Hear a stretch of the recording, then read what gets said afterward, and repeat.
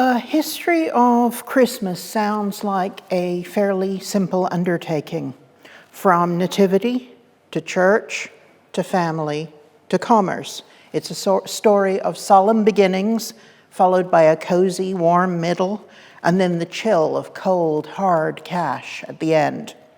But is this the real story? For a start, every Christmas is different. The traditions of Catholic Spain are different from the traditions of Catholic Portugal and Catholic South America. Protestant Germany is different from Protestant Denmark, much less the differences between Protestant England and Protestant New England. But religion is only one element. Ultimately, and surprisingly, it's a very small element in the Christmas that we know. For there's Christmas, the way it's celebrated in our culture, and then there's Christmas, the way it's celebrated in our homes. And then there's Christmas, the way it's celebrated in the mass media, in books and newspapers, magazines, on film, television. And all of these Christmases are related to each other, but they're not identical. Because then, of course, there's also Christmas, that wonderful, nostalgically perfect day that's seared into our memories, the day that no Christmas individually ever can quite recapture. The poet C.D. Lewis wrote, "There are not Christmases, there is only Christmas, a composite day made up from the haunting impression of many Christmas days, a work of art painted by memory." And that's the key, because each of us is a storehouse of Christmases, a repository of all the happiness, and sometimes the sadness, of seasons past. Christmas is therefore magic. It enables us to be like the White Queen in Alice in Wonderland, who could believe 6 impossible things before breakfast. We believe dozens of impossible things, often dozens of mutually contradictory impossible things about Christmas without even trying, and often without even knowing that we do so. Because the holiday piles legend upon legend. Santa Claus was created in the Netherlands. Maybe his red suit was invented by the Coca-Cola Corporation. Prince Albert brought German Christmas trees to Britain, unless it was the Hessian soldiers who took them to revolutionary America. The Roman Saturnalia was the origin of Christmas Day, or maybe it was the Feast of Woden. Except, of course, none of those things are true. At Christmas and about Christmas, what is true and what we think is true is hard to separate from the things that we would simply like to believe are true. The 2 central assumptions about the holiday that are commonly made are that it's religious in origin and that the traditions of each person's country embody the real Christmas, the ones that all of the others only palely imitate. That Christmas was once religious, and only in our day has it been reduced to its current shabby, market-driven form, is such a common idea that it comes as a surprise when the actual makeup of the day is examined. First and foremost, of course, Christmas is the day established by the Christian Church to mark the Nativity of Christ. Today, therefore, we generally assume that the old Christmas, the real Christmas, the past Christmas, was a deeply solemn religious event that our own secular capitalist society has sullied. The second assumption, that Christmas is native to our culture, whichever culture that might be, is equally automatic. To most people in Britain, in North America, or in Germany, Christmas is really British, North American, or German. Germans consider their Teutonic solstice myths, their trees, their Advent wreaths, their seasonal markets, their roast goose and red cabbage, as authentic holiday customs that cannot properly be understood anywhere else. The British, and in particular the English, think their mince pies and plum puddings, their ghost stories and Dickens readings to be the very essence of the day. And in the USA, the birthplace of Santa Claus and of Christmas stockings, of giant outdoor trees and eggnog, Christmas is, just as obviously, American, and the rest of the world participates in the customs only in imitation. And yet, even when we consider our Christmas to be the true one, we, most people in the West today who celebrate Christmas, in reality, we don't stick to our customs either, but we practice this amalgam of traditions drawn primarily from the Anglo-American world and the German-speaking lands. We then shake them up, we mix them together with a couple of centuries of newspaper, magazines, and books, another 100 years of film and radio and television, and we end up not with one culture's Christmas, but with something entirely new, a holiday that's recognized across the globe, but comes from nowhere in particular. And it's that Christmas, that strange hybrid that we think we know so well that we reflexively call it ours. That's the holiday, its history, its myths, its traditions, the stories, the symbols that I want to explore tonight. The first myth, as I said, is that Christmas was once a time of religious reflection and spirituality. Possibly not. The Bible is reticent on the birth of Christ. The Nativity is mentioned only briefly and only in the Gospels of Luke and Matthew. Luke was probably written half a century after the death of Christ, Matthew probably a decade or so later. Neither of them gives a time of year for the birth, probably because birthdays carried little religious significance for the early church. The important day is the day of baptism, the day of religious birth.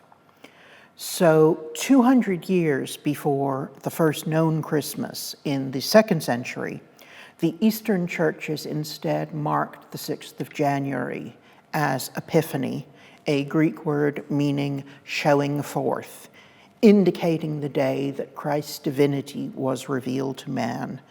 And at least among some Egyptian Christians, probably the day that marked Christ's baptism, although we don't know why that date was chosen. It was 1312 when Christianity was established as the official religion of the Roman Empire, and the establishment of Christmas as a church festival followed not long after that, when Julius I, the Bishop of Rome, decreed that Christ's nativity was to be observed on the 25th of December. Even so, from the very beginning, Christmas seemed determined to break away from religion. Sometime before 389, the Archbishop of Constantinople already found it necessary to rebuke his flock, warning them against dancing and feasting to excess, which was occurring on the holy day. Nobody warns people about things that aren't happening. It's likely, therefore, that only 30 years after the first Christmas, it was known that Christmas was already a day of secular pleasure. And so it continued through the centuries. By the end of the first millennium, we know that there was great courtly feasting in Germany, Wales, and Ireland, and soon the season was a time of feasting for any who could afford it, despite the fact that from at least the 5th century, Advent had officially been a church-designated period of penitence and fasting, like Lent. Christmas Eve was a major fast day when meat, cheese, and eggs were all forbidden. And yet, even when the secular rulers made pronouncements to curb these seasonal excesses, somehow, even in their own households, the revelry that was Christmas won out. For example, on one Christmas day in 1213 in England, the king and his guests consumed 27 hogsheads of wine, 400 pigs, 3,000 fowl, 10,000 eels, 15,000 herrings, 100 pounds of almonds, and 68 pounds of spices. That feasting was the order of the day is unsurprising. The European agricultural year almost dictates it. After the autumn harvest, grain is stored, fruit and vegetables are preserved. In Northern Europe, St. Martin's Day, the 11th of November, was the traditional time for slaughtering the farm animals that you are not going to overwinter. So you have fruit, you have vegetables, you have meat. St. Martin's geese were famous in Germany and Denmark. St. Martin's swine was a German delicacy. Martelmas beef was well known in England. And as well as that, St. Martin's Day was the traditional day that the new wine was considered to be ready. In England, this traditional seasonal drinking was retrospectively given a kind of historical polish to try and justify it. In the 12th century, Geoffrey of Monmouth's History of the Kings of Britain, which one folklorist has described as these islands' first historical novel, told the tale of the theoretically historical 5th century leader Vortigern, who was invited to drink at the season with the toast, "Lord King, was hail," or "your health." The story is almost entirely fabricated, and the parts that weren't fabricated were anachronistic by about half a millennium.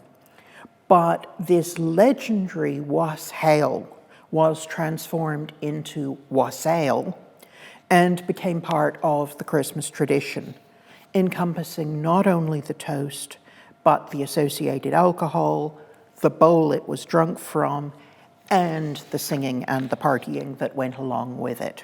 It was all wassail.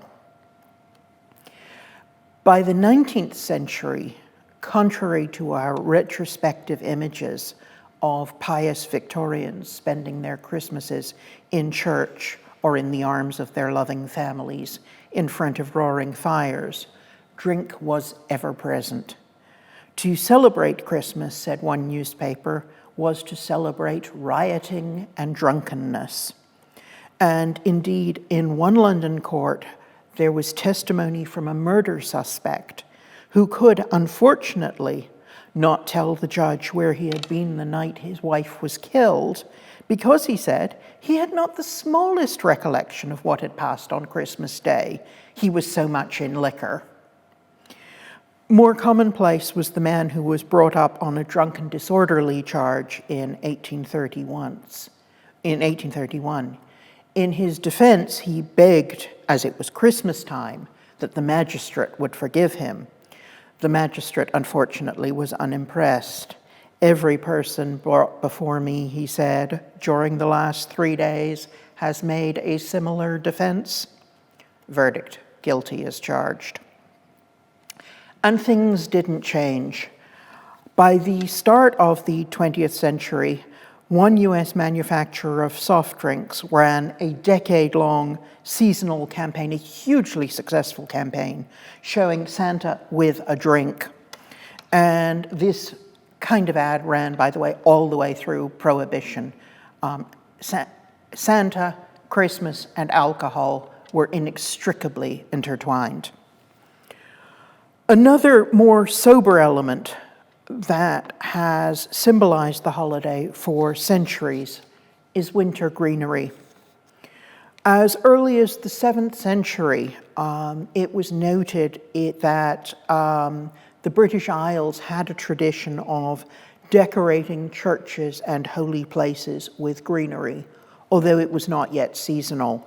Midsummer decorations were as common as midwinter ones. One 16th century historian said that in previous centuries, Every parish had a great pole serving as a maypole in the summer and then decorated with holly and ivy in the winter for what he called the disport of Christmas to the people. This was not a Christmas tree as we know it, but it could be considered a precursor because an association between trees and Christmas had already emerged in Germany. This initially grew out of a dramatic genre known as paradise plays. Christmas Eve is the feast day of Adam and Eve, and these plays opened with a scene set in the Garden of Eden.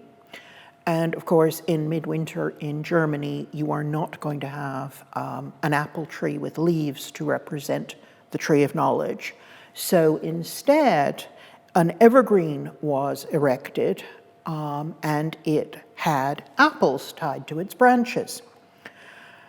After the plays went out of fashion, these paradise trees, as they were called, continued to be erected in public places in the German-speaking countries. We know that as early as 1419, a Freiburg city guild erected a tree decorated, we're told, with apples, tinsel, and gingerbread. The first indoor decorated tree that we know of arrived in 1605 in Strasbourg, in the region that was by then the center of the Christmas tree tradition. It was, we're told, covered with paper roses, apples, gilded sweets, and sugar ornaments. And it was what a few years later would be given a new name, a Weihnachtsbaum, or Christmas tree. This German tradition traveled to England and North America in the 18th century. In 1789, the husband of a lady-in-waiting to Queen Charlotte, the German wife of George III, suggested putting up what he called an illuminated tree, according to the German fashion. But his wife wasn't sure about it. "I thought our children too young to be amused at so much expense and trouble," she said, speaking for many parents. "And besides," she said, "all our friends are away." So it sounds like she and her husband had experience of these trees already, although it's only in 1800 at Windsor that Queen Charlotte erected the first tree that can be positively dated in Britain. 2 years before, in 1798, the poet Coleridge had visited a North German home on Christmas Eve, and he had watched as a family ceremoniously lit the candles on their tree and then exchanged presents, both of which were customs he was unfamiliar with, and which he described very carefully in an essay which was, in the 1820s and 30s, reprinted over and over in the press, popularizing this ceremony in both Britain and the New World. And in Philadelphia, if this later image is to be believed, members of the German community were already erecting trees on the holiday by 1809. This is a watercolor by Lewis Miller, a Pennsylvania folk artist. You can see there it's dated 1809. Miller himself would have only been 13 at that date, so the assumption is this is his later illustration of a Christmas in 1809. But we can see here there is a decorated tree with fruit and some kind of paper decoration and little bowls of something, and it says Christmas tree, so there's no doubt about what it is. The naked child under the table is more mysteriously labeled a Christmas gift. Whether that's a nativity reference or maybe just a child who was born in December, we don't know. The German custom spread more widely when, in 1848, the Illustrated London News published an engraving of Victoria and Albert beside a tabletop Christmas tree at Windsor. And this single image cemented the Christmas tree in the public consciousness so strongly that by 1861, the year of Albert's death, it was firmly reported, and often still is, that this German prince had transplanted the custom to England with him when he married.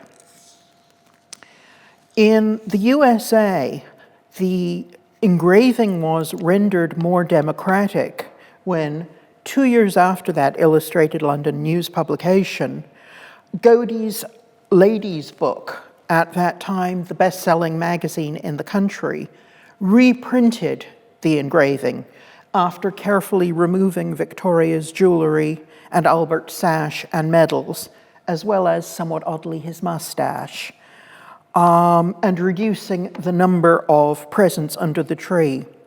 So instead of an image of royalty that is something to admire, we now have an illustration retitled not The Royal Family at Windsor, but simply The Christmas Tree.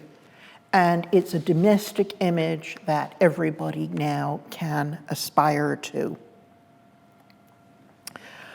So now we've got the holiday on the 25th, we've got the tree, we've got the gift giver in Coleridge's German essay, and in these images of family trees still being gifts exchanged between family members.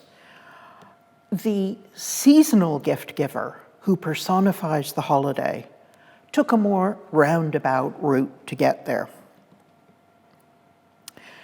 In the middle of the 15th century, a Devonshire clergyman may have written the first English seasonal song to greet Christmas not as a religious festival, nor as a season or a time of feasting, but as a person. And it had the refrain that ran, "Welcome, my Lord, Sir Christmas." And in these verses, Sir Christmas oversees eating and drinking. He teaches listeners the customs of the day, and he ends, "Make good cheer and be right merry." So Sir Christmas is this jolly innovation. But he had to compete with other seasonal visitors who had somewhat more ferocious hue. Winter was a time of superstition, of ghosts, when the gods, when the spirit of the dead were more easily seen by the living. All Saints' Day and All Souls' Day, the 1st and 2nd of November, may have evolved out of days when the dead were worshipped or appeased. And with the dead came various intercessors who rewarded or who punished, who blessed or banished their earthly followers. On the 10th of November, St. Martin's Eve, St. Martin handed out apples and nuts to good Flemish children. In other places, it was a wild man who did so, one who was often the servant of or traveling with a visiting saint, who could also be St. Nicholas, whose day was marked on the 6th of December. And these wild men would wear animal skins, or they would carry a whip or a switch or a crop to punish the bad children. Whoever he was, the wild man was ferocious. And to draw attention away from both these wild men and the Catholic saints that they accompanied, the Protestant reformer Martin Luther promoted a gentler idea, the Christkind, or Christ child, who at this season gave fruit and nuts to good children. German speakers also welcomed, however, the Weihnachtsmann, the Christmas man, as well as the saints in Catholic German-speaking areas, as did, of course, the Dutch. giving birth to the most famous gift bringer in the West over the past 2 centuries, Santa Claus. Or maybe not. The standard story of Santa Claus runs as follows. St. Nicholas was a 4th century bishop of the Lycian Greek town of Myra in what is now Turkey, although it's only in the 13th century that his story really becomes established. At that date, the bishop was said to have tossed 3 bags of gold through the window of the house of an impoverished nobleman to provide dowries for his daughters so that they would not be sold into prostitution, which was actually quite nice of him.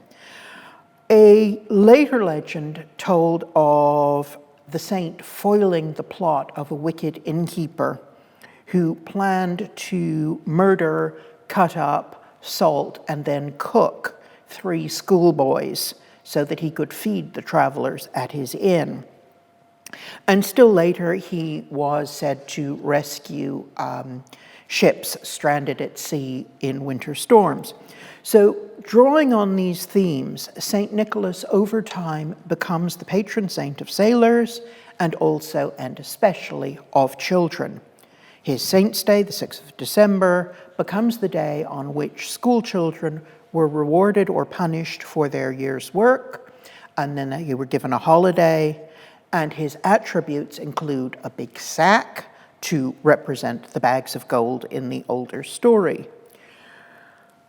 By the 16th century in the Netherlands, on the eve of his Saint's Day, figures dressed as St. Nicholas went house to house to examine the children, rewarding those who had been good with sweets and those who had been bad with switches or with lumps of coal. And from there, the story continues. Dutch emigrants to New Amsterdam, later New York, took St. Nicholas with them, and their version of the saint's name, Sint Nicolaas, was rendered by the city's English-speaking population as Sinterklaas, then corrupted to Santa Claus, to be immortalized in Clement Clarke Moore's 1823 poem, A Visit from St. Nicholas, which is better known by its opening lines, "'Twas the night before Christmas, when all through the house not a creature was stirring, not even a mouse. The stockings were hung by the chimney with care, in the hopes that St. Nicholas soon would be there." Except that here we must stop and rewind, because almost nothing in this story actually happened. It's unlikely that the 4th century Bishop of Myra ever existed. The first mention of him comes about 200 years after he supposedly lived.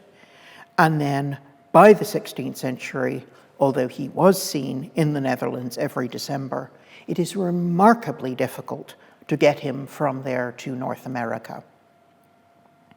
Because from 1624, the North American Dutch colony was governed by a treaty with the Dutch Republic, the 7 Dutch provinces that had freed themselves from Habsburg domination. And the official church of these New World territories was the Protestant Reformed Church, which permitted no recognition of saints nor of saints' days. Furthermore, while the territory was politically and legally Dutch, its inhabitants were as ethnically mixed as present-day New York is. And of the region's approximately 3,500 residents, as many as 2,000 may have been English, and many more were German or Scandinavian. So by the end of the 17th century, as little as 2% of the population of the city was actually Dutch. So no saints' days, Dutch traditions practiced by no more than a tiny minority. Instead of deriving from folklore, therefore, or quaint colonial customs or religion, the American emergence of Santa Claus was facilitated, and possibly more, by a merchant named John Pintard. In 1804, Pintard was one of the founders of the New York Historical Society, which took St. Nicholas as its emblem and held an annual St. Nicholas Day dinner, possibly as a nod to Pintard's Huguenot heritage. Many American Huguenots originated in the Low Countries, where the cult of Nicholas was particularly prominent.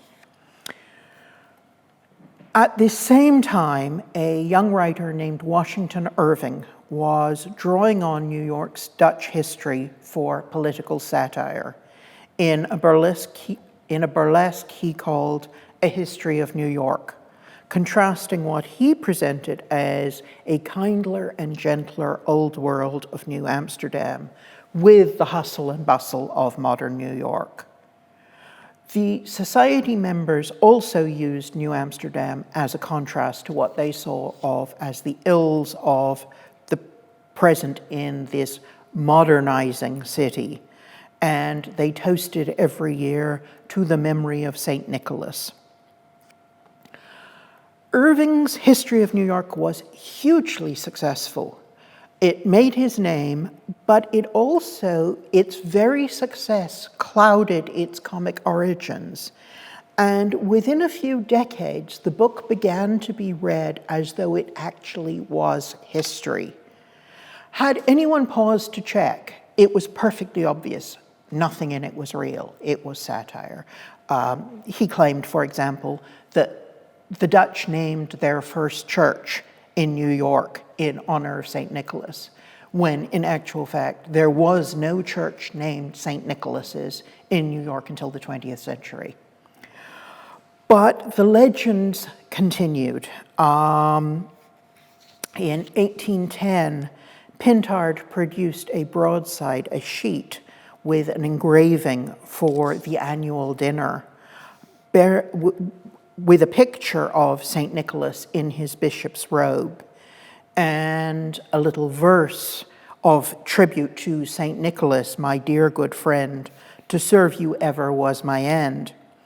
Pintard said that this verse had been recited to him by an ancient lady, 87 years of age.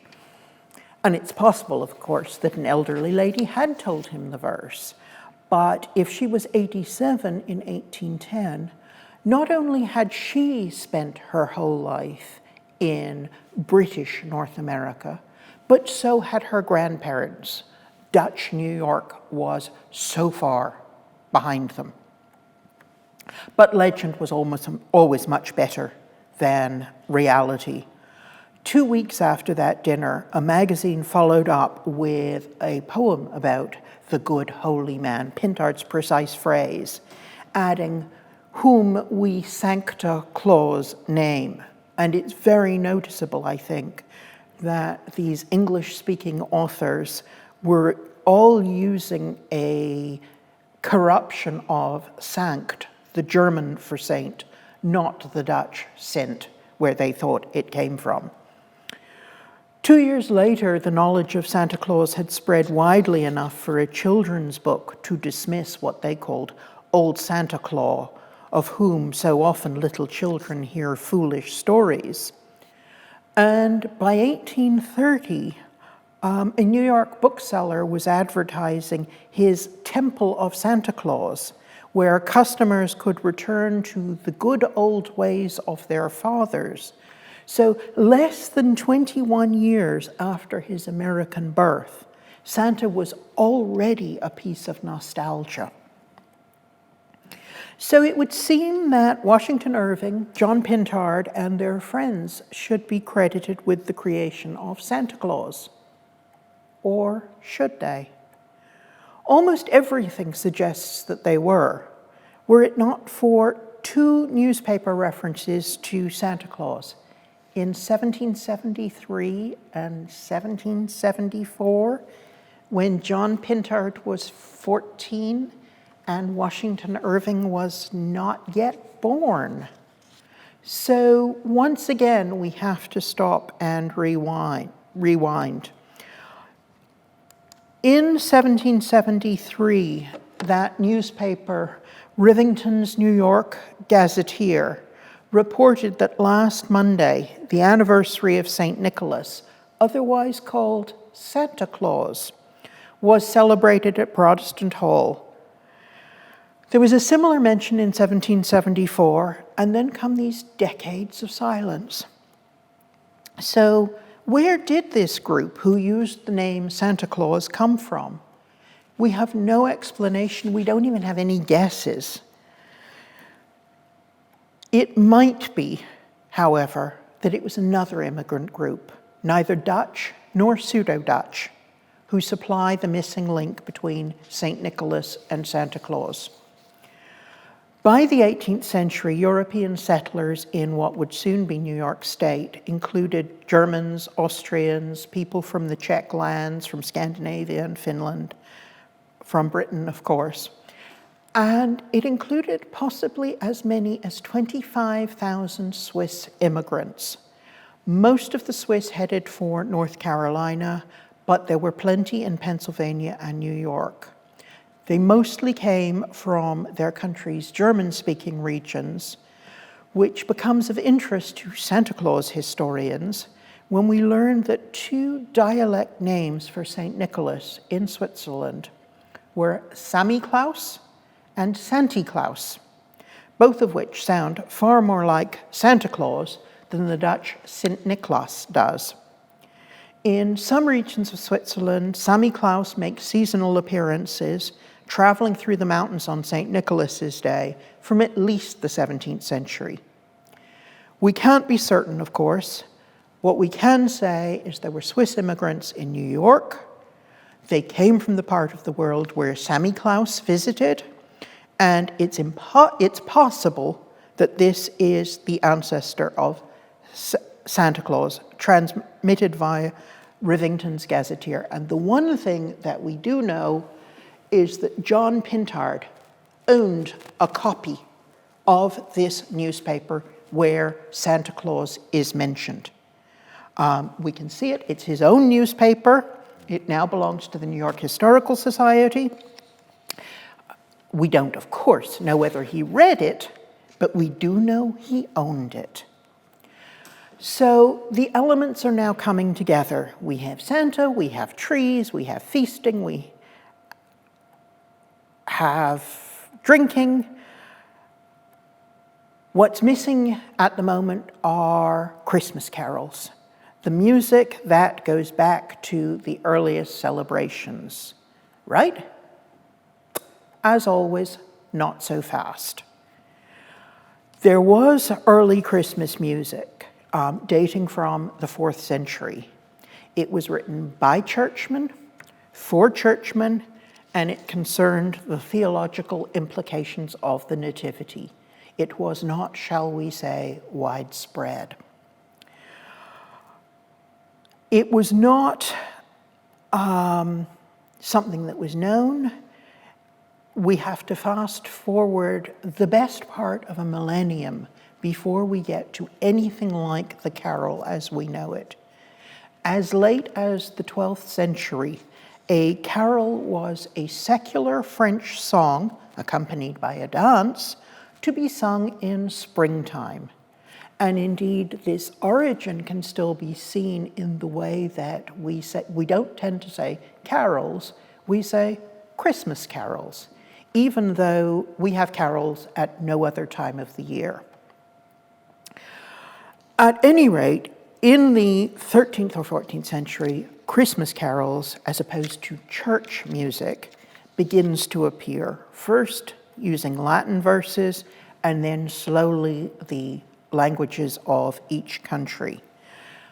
While many European carols focused on the Nativity, the English, as we are now getting used to, began as they meant to go on, and the earliest English carol we know of was a drinking song. By the end of the 17th century, carols were everywhere. In Germany, Vom Himmelhoch had been written by Martin Luther himself, and parts of O Tannenbaum were written. The music, the words we use are 19th century. New France had its first indigenous language carol written by Jean de Brébeuf in Huron, in which Jesus lies in a birch bark lodge as the great chiefs come bearing beaver pelts. Britain by this time had Deck the Halls with Boughs of Holly and We Wish You Merry Christmas, and even While Shepherds Watch Their Flocks by Night, written by Nahum Tate, who is more famous to literature as the man who rewrote King Lear to give it a happy ending. But on the whole, Christmas carols were disregarded. They were music of the people, they were of the street, and they were the songs of the working classes. And for that reason, they were pretty well disregarded. They just weren't respectable enough for the middle classes. In 1826, one of the very first anthologies introduced carols to middle-class readers as though they were completely unknown. And after giving a very complicated and, as we're now getting used to, entirely fabricated derivation of the word carol itself, the author gestured to an equally fabricated church history. But, he added hastily, he would confine himself to what he called domestic usages. And in reality, of course, he had to, because there was no church history for the carol. So instead, the author made one up. He took what was secular and he made it religious. And more importantly, he took what was working class and he made it middle class. He took what came from the streets and he turned it into something domestic.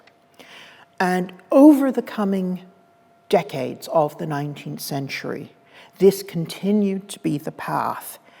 People rejecting, middle-class collectors rejecting popular carols as being against all morality and good taste.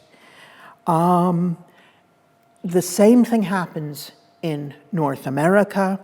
The 19th century African-American spirituals, like the well-known 19th century one, Go Tell It on the Mountain, all of these had to wait until the 20th century to gain recognition. The way that was found of middle-classing these songs was to incorporate them into church services. And so what happened was the clergy began to build Christmas carols into Christmas Eve services, into special carol services, and very swiftly, people began to not merely think they were part of the church, but they began to think they had always known them. One man remembered his childhood, one man in the 1860s, remembering his childhood, recalled that they sang what he called the ancient carols of England, including, he said, O Come All Ye Faithful, which in reality hadn't even been translated into English when he was a child. In 1903, a magazine commended Oxford University for keeping alive what it called the Ancient Carol Service, complete with Christmas tree and excerpts from the Messiah. So here you go, carols, tree, Messiah. 3 customs, none of which dates back more than 100 years, all now being called ancient. And in a similar way, in 1880, a bishop in Cornwall created a new Christmas Eve service that incorporated carols in it. It was very popular. It was copied by many churches, including in 1918, the Chapel of King's College, Cambridge. And this new service of 9 lessons and carols was popular and began to be repeated every year.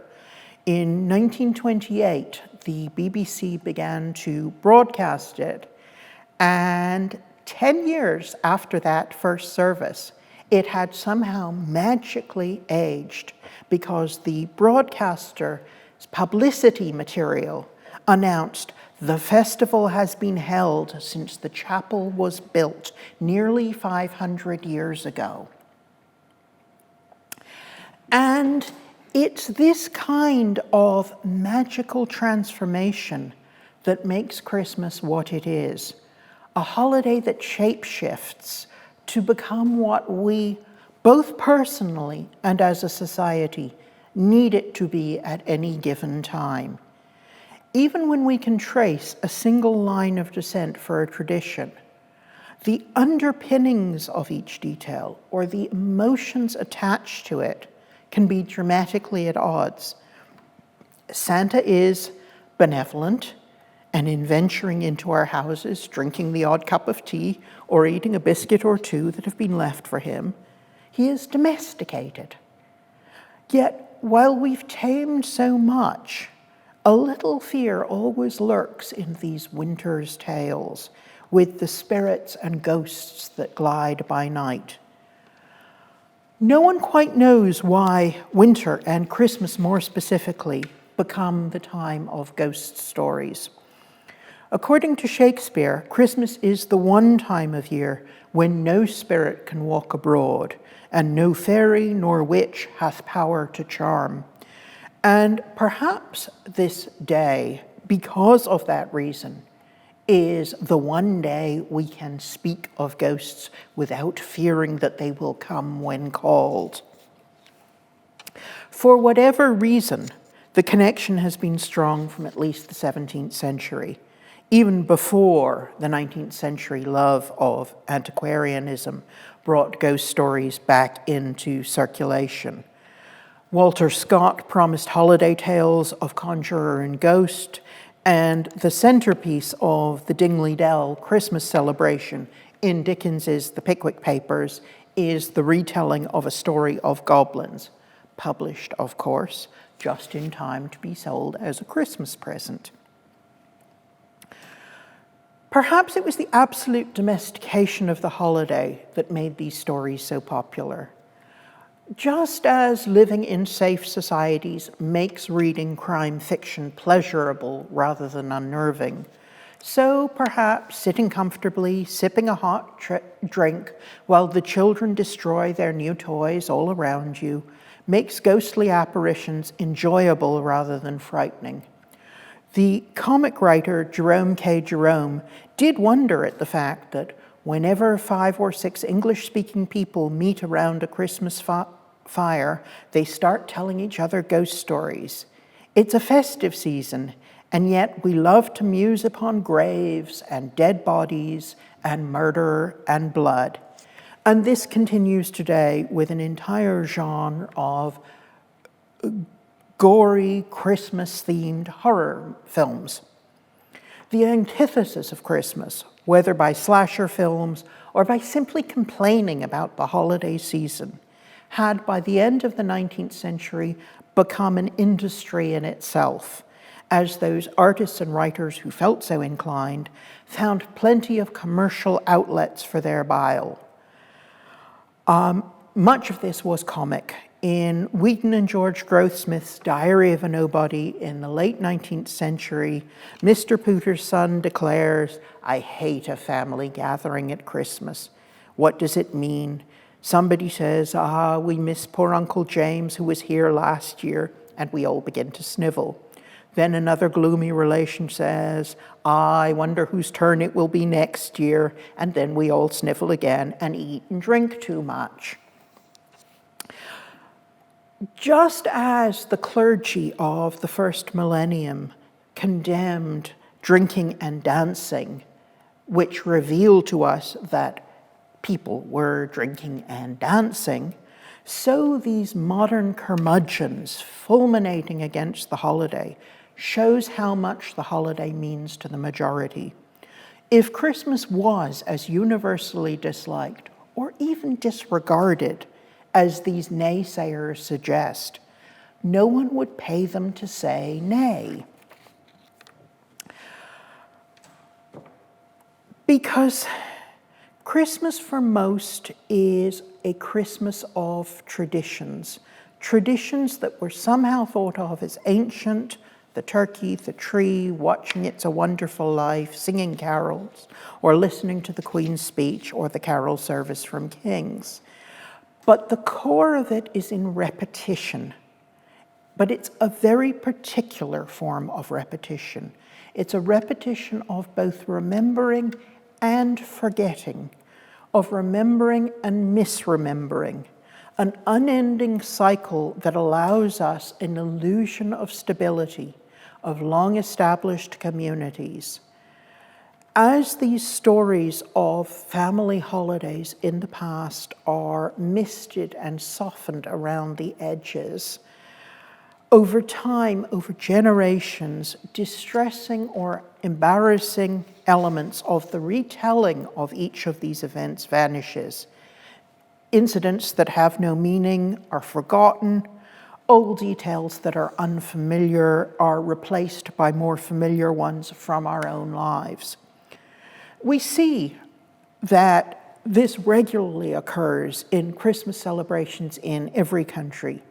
When people say they miss the old holiday traditions, few people mean that they miss creeping up on other people's houses and firing guns in the dead of night, or that they miss wearing goat skeletons on their heads, or that they miss Christmas being the one day in the year when they can afford to eat meat.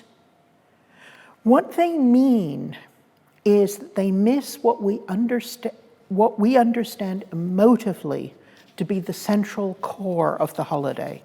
Not the lives we have, but the lives we would like to have. In a world where family, religion, personal and social relationships are built on firm foundations. It's not therefore surprising that the most profound change in the celebration of Christmas accompanied the four great revolutions of the modern period in the West: the British Civil War, the American Revolution, the French Revolution, and the Industrial Revolution. These revolutions brought changes that were irreversible. Industrialization, modernization, urbanization, all contributed to a communal desire for a past, for a place and a time that never existed, a place where we are all loved and protected and cherished. The rituals of Christmas allow us to believe, if only for one day a year, that that world exists. And the real magic? By repeating the rituals, we can go back there every year.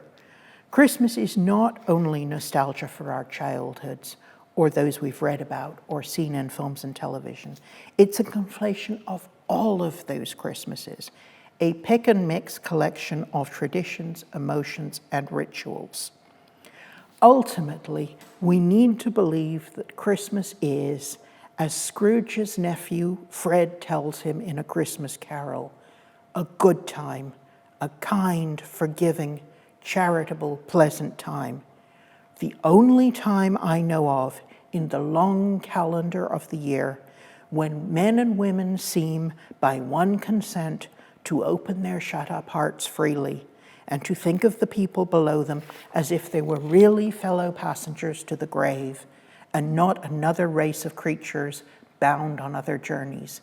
And therefore, Uncle, though it has never put a scrap of gold or silver in my pocket, I believe it has done me good and will do me good. And so I say, God bless it.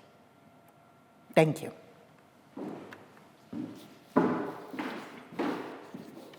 Judith, thank you. Thank you for that wonderful lecture. Really enjoyed it, and so did the online audience. I have a few questions that I'd like to convey from them.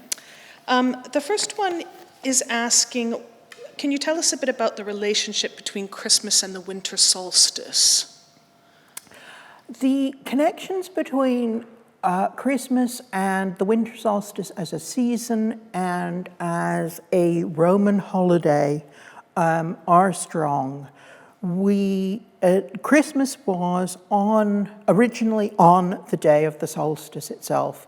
According to the Julian calendar, the 25th of December was the longest day of the year. What happened was, as we know, the Earth revolves around the sun, not 365 days for a revolution, but 365 and a quarter. So what happened was Easter, which is calculated from the vernal equinox, began to go badly out of sync. And to pull Easter back to where it needed to be, they moved the vernal equinox.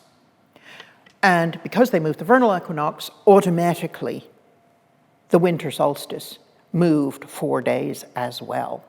So the Christmas and the solstice originally were planned to be in tandem.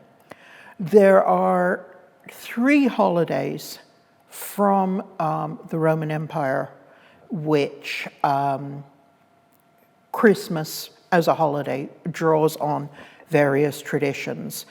One earlier in December, the New Year holiday, and then the Christmas Day itself, which is linked to the Mithraic religion, about which we are certain of very little. But we do know that the 25th of December was the day of the unconquered sun, the birthday of the god Mithras. Thank you.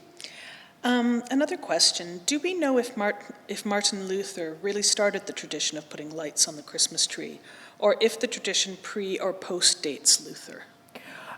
We don't know about the lights. He certainly did not start the decorated tree tradition. I think it's unlikely he started the tradition of lights, although he was a great promoter of the Christmas tree. And as I say, he lived in the heart of Christmas tree territory. But the lights were a wider tradition. Is there a place for West Gallery carols in your story? I'm afraid I don't have any more information about this. I don't know what that means, I'm afraid. So. If the person who asked that question could pose it again in the feed, I'll send it to the speaker after the lecture, Sure. and we'll see if we can answer that one for you. There's another question about, could you explain the relationship between Christmas and gifts a little bit more? Well, the relationship between Christmas and gifts is fascinating because from Roman times onwards, it was New Year that was the gift day. And indeed, as late as the 19th century, Queen Victoria continued to give gifts on New Year's Day, not Christmas Day. But in England and many other countries before the 19th century, gifts worked in the opposite direction. We now expect to mostly give gifts downwards in the social scale, whether it's to children or to as Christmas tips and so on. We give to people who have less. In England, traditionally, gifts went upwards. So the great lords and the great clergy gave the monarch presents. Tenants gave their landlords gifts. It was an upward, please remember me kindly in the following year kind of thing. And it's only in the 19th century that we begin to have gift giving as we know it, downwards and on Christmas Day, not New Year's Day. Thank you. There is one more question. I think you may have addressed this in your lecture, but let me ask it. One of our audience members has said, I heard that in America, giving presents originated in Dutch Manhattan when Dutch children received candy in their shoes or stockings on St. Nicholas Day. The English children wanted something similar from their parents and thus began evolving the moving it to December 25th and Santa Claus. Is this untrue? Pretty much, yeah. I mean, I did cover it mostly. I think probably the question came in before I dealt with it. The tradition of giving sweets, it is part of the harvest tradition, it is part of the winter tradition, and it's part of the New Year tradition. Thank Thank you. And thank you to our audience for joining us for this wonderful lecture. Thank you for the lecture again, Judith. I would like to ask the audience, or to let them know, that we will be having our final lecture of this term, of the autumn 2020 term, tomorrow. And this is being given by our visiting professor of music history, Jeremy Summerlee. He will be speaking about Boris Ord's King's College carols. And Judith talked a little bit about the King's College carols in her lecture.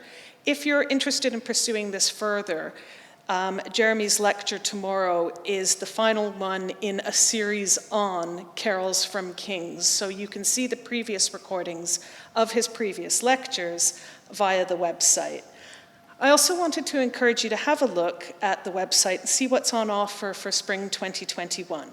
We'll start lectures again on the 5th of January with Sarah Hart, our professor of geometry, speaking to the mathematics of bell ringing.